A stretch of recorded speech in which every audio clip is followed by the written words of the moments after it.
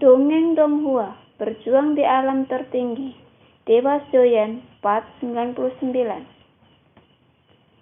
Melihat penampilan cemas kelinci Pingyun, sepertinya dia benar-benar takut. Permaisuri tidak akan membawanya dan meninggalkannya di Fountain Star. Ketika mata merah mudanya menatap Xiaoyan, dia penuh permohonan, dan sudut mata Xiaoyan sedikit terangkat. Tapi jika kamu bisa lebih tenang, itu akan menjadi pasangan yang baik. Kelinci Pingyun itu membuat gerakan silang di mulutnya, artinya pasti akan diam. Setelah melihat cara kelinci Pingyun itu melakukan apapun yang dia inginkan, ketika mulutnya penuh dengan wewangian, dan melihat penampilan kelinci Pingyun itu yang menyedihkan saat ini, Xiaoyan tidak berpikir itu sedikit menyedihkan sama sekali, dan bahkan ingin tertawa. Permaisuri memandang Xiaoyan dan mengangguk puas. Dia tersenyum lembut. Faktanya, Permaisuri telah bekerja sama dengan Xiaoyan sepanjang waktu, hanya untuk mengolok-olok kelinci Pingyun. Permaisuri secara alami jelas tentang karakter Pingyun itu. Jadi dia tahu bahwa Pingyun itu pasti telah memakai banyak sepatu untuk Xiaoyan di sepanjang jalan. Tetapi Xiaoyan juga bukan seorang vegetarian. Jadi diperkirakan tidak ada dari mereka yang membuat satu sama lain lebih baik. Kapan kamu pergi? Xiaoyan bertanya. Apakah kamu terburu-buru? Aku baru saja kembali. Mengapa kamu tidak beristirahat? Aku akan mengirim seseorang untuk mencari beberapa informasi tentang alam luar abadi selama hari-hari ini. Permaisuri berkata perlahan.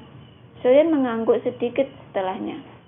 Tidak memperlambat tahun, saatnya untuk memperlambat dan merasakan waktu, atau tidak bisa pelit dengan tenang berumur pendek ini.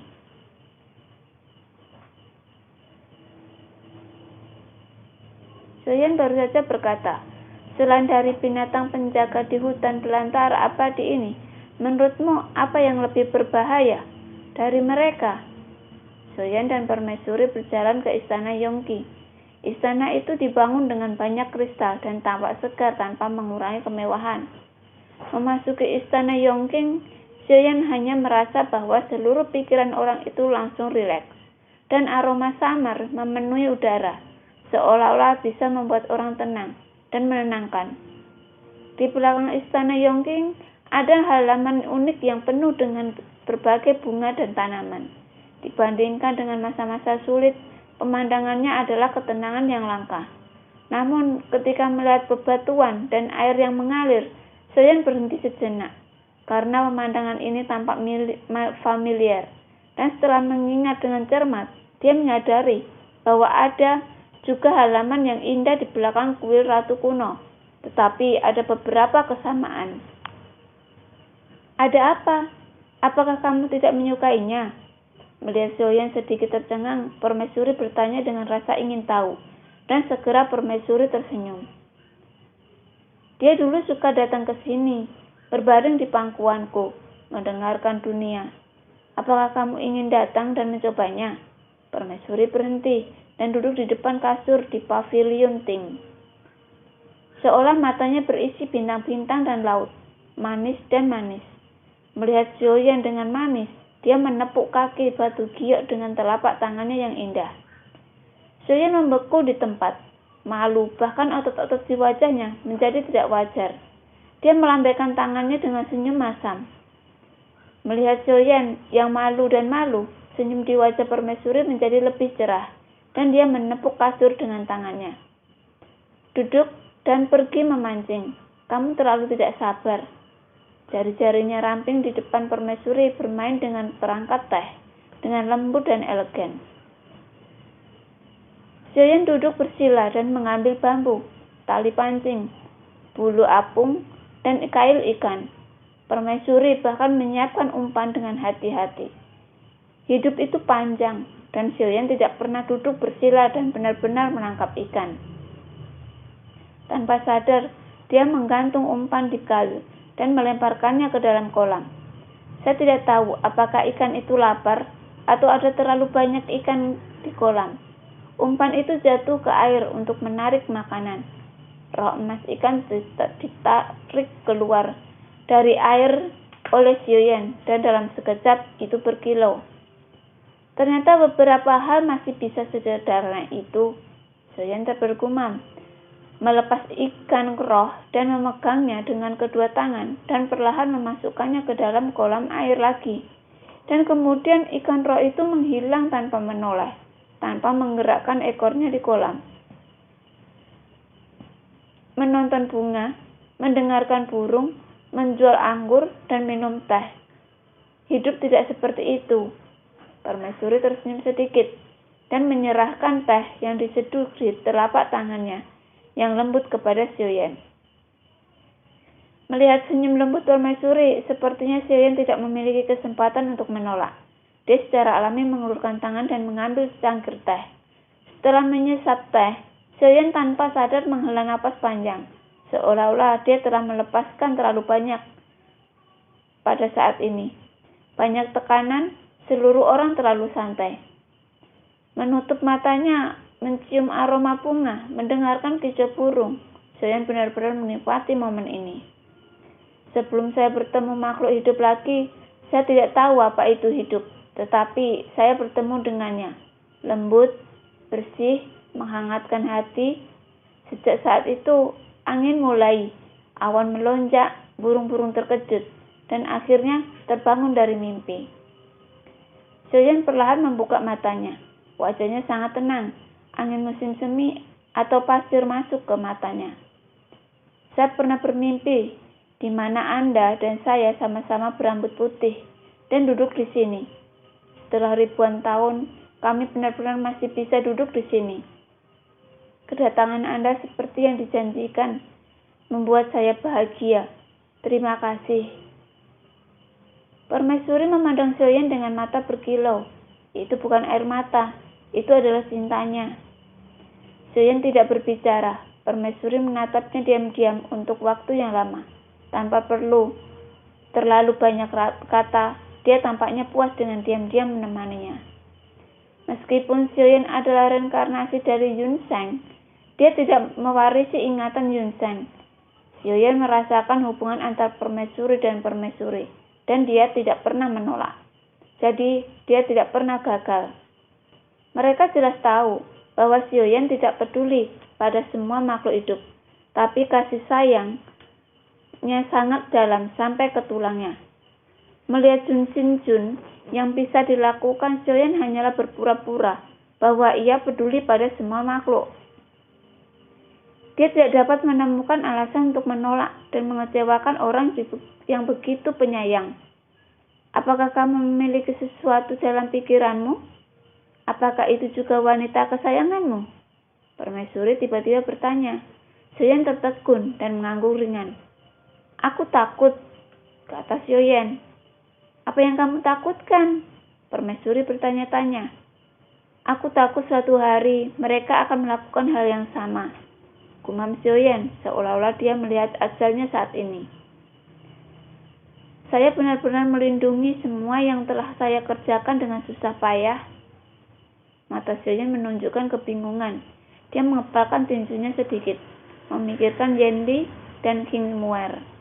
Dan semua orang di tim Fearless. Dia melakukan banyak hal, tapi pada akhirnya dia masih menyakiti mereka. Sama seperti dia, kamu adalah terang dunia, memikul semua beban dan bergerak maju. Jadi jangan meragukan dirimu sendiri. Permaisuri memandang Xiaoyan dengan wajah menyakitkan, seolah dia bisa merepati dengan Xiaoyan. Percayalah pada dirimu sendiri, semuanya akan menjadi kenyataan pada akhirnya. Permaisuri tersenyum. Bisakah aku benar-benar mendapatkan keinginanku? Xiaoyan menghela napas. Mudah untuk mengatakannya, tetapi hanya Xiaoyan sendiri yang tahu bahwa beberapa kenangan yang tidak bisa dia lepaskan dalam hidup ini. Apa yang kamu inginkan di hatimu pasti akan menjadi kenyataan. Setidaknya di dunia nyata, Yuan Jin, seorang selir, bisa melakukan apa saja. Melihat senyum lembut permaisuri, lengan Xiaoyan bergerak sedikit, dan hatinya seperti gelombang air. Di angin musim semi, Soyeon mengulurkan tangannya dan tiba-tiba mengambil permaisuri ke dalam pelukannya. Pada saat ini, dia adalah Gu Sang-seng, kakak yang mulia. Di sebelah, mendengar suara Yong-hee membayangi, Bin-yu itu sedikit mengernyit dan menatap Soyeon. Apakah orang itu sakit? Kelinci Bin-yun berkata dengan tidak sabar. Soyeon tersenyum. Aku merasakan hal yang sama. Kelinci Bin-yun tertegun beberapa saat sebelum dia bereaksi dan menatap Soyeon. Apakah kamu mengacu pada sang dan memarahi kelinci? Soyeon tersenyum tanpa mengucapkan sepatah kata pun. Melihat keduanya mengabaikannya, Yong-hee hanya bisa menyerah pada akhirnya. Saat dia menoleh, ada kilatan suram di matanya. Pada saat inilah, Soyeon tiba-tiba menoleh untuk melihat Yong-hee, mengerutkan kening. Kejam. Munculnya Yong-hee sepertinya kebetulan, tetapi Soyeon berpikir sebaliknya. Identitas orang ini penuh dengan keraguan. Setidaknya ketika dia dengan jelas menyatakan identitasnya, semakin tidak berbahaya bagi manusia dan hewan. Semakin terlihat bahwa dia memiliki tujuan lain. Jika dia tidak dikirim oleh istana dewa berburu, apa gunanya dia mendekatiku? Soyeon memiliki keraguan di hatinya, tapi bagaimanapun juga, Soyeon sangat berhati-hati padanya dan menjaga jarak sejauh mungkin. Dengan sikap Soyeon itulah niat membunuh yang baru saja lewat telah mengungkapkan rencananya. Jika kamu ingin membunuhku, kamu bisa melakukannya dalam kehampaan. Apakah karena kamu takut pada kelinci Bin-yun?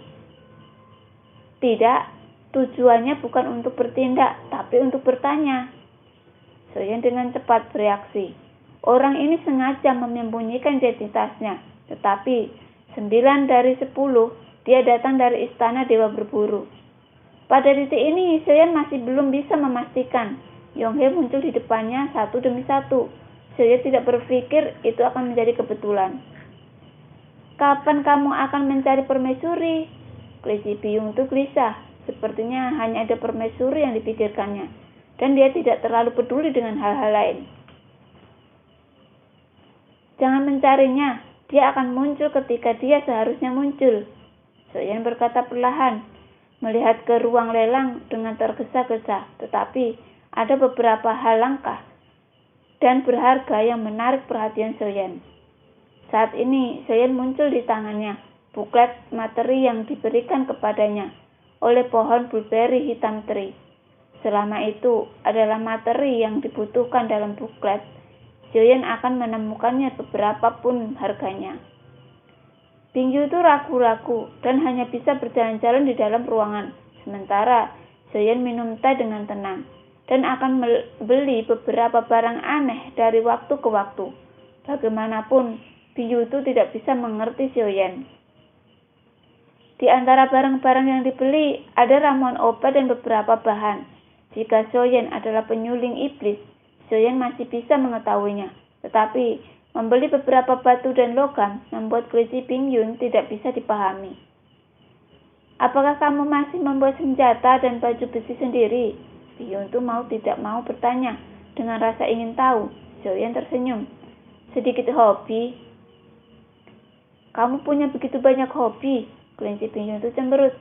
Selanjutnya, kita akan melelang akhir dari 3 harta karun, dan semua orang pasti sudah menantikannya sejak lama. Suara menawan menyebar dari bagian terpenting dari pelelangan, dan hampir seketika menarik semua orang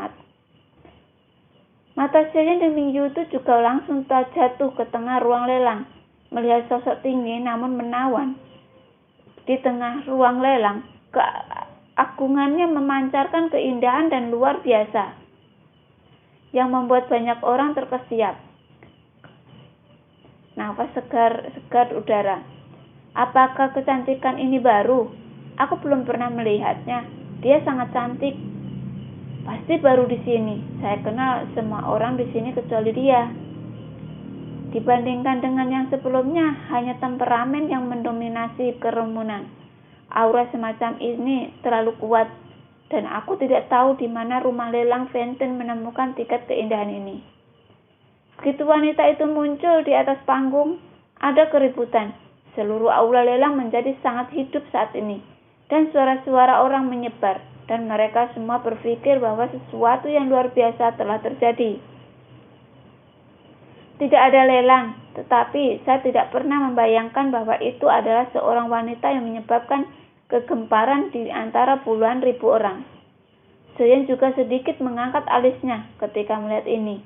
Setelah melihat wanita itu tersenyum, matanya langsung terkunci di ruang kristal di lantai atas.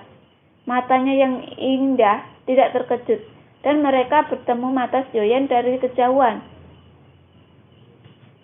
Yang lebih mematikan adalah wanita itu juga mengedipkan mata pada Soyeon. Soyeon tiba-tiba merasakan kulit kepalanya kesemutan.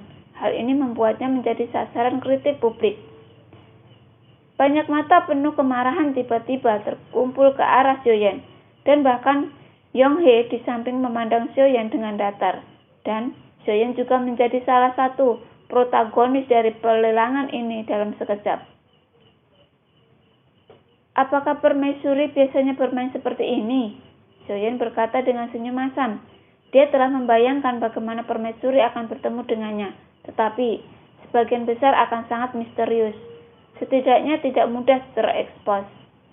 Tapi apa yang tidak diharapkan Soyeon adalah bahwa permaisuri seperti ini dan muncul di depan mata semua orang. Tentu saja, permaisuri mengenakan pakaian yang sangat kuat.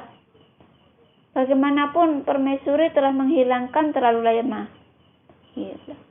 Selama bertahun-tahun, beberapa banyak yang benar-benar melihat penampilan sejati permaisuri. Sebagian besar dari mereka telah mendengar legenda permaisuri dan datang ke sini karena ketenarannya. Dapat dikatakan bahwa pada dasarnya mereka belum pernah melihat wajah asli permaisuri. Jadi, bahkan jika permaisuri berdiri di antara kerumunan saat ini, tidak seseorang tampaknya bereaksi. Gadis pelelangan yang berdiri di pelelangan saat ini adalah ratu yang telah menarik banyak orang ke Vientiane Star. Kelinci Bingyun sekarang berdiri di garis depan ruang kristal, menari dengan gembira dan melambai dengan panik kepada permaisuri. Namun, permaisuri tampaknya sangat menikmati perasaan ini, dan suaranya yang lembut seperti angin musim semi perlahan bergema lagi. Selanjutnya, mari kita pergi ke grand final pertama kita hari ini. Mari kita tunggu dan lihat. Suara permaisuri itu seperti batu besar yang jatuh ke danau yang tenang, dan ribuan lapisan gelombang muncul dalam sekejap. Meskipun harta itu belum muncul, seluruh pemandangan tampak di luar kendali. Bahkan peluit mengejek bisa terdengar. Soyeon juga merupakan garis hitam saat ini, dan dia sama sekali tidak tahu apa yang dipikirkan permaisuri. Semakin kuat sorakan, semakin cerah senyum di wajah permaisuri, memancarkan pesonanya sendiri. Tidak ada yang mengenalinya. Soyeon tidak bisa menahan nafas. Jika dia tahu tentang juru lelang cantik di depannya, dia akan menjadi permaisuri yang semua orang pikirkan, dan ingin lihat akan langsung membalikkan aula lelang.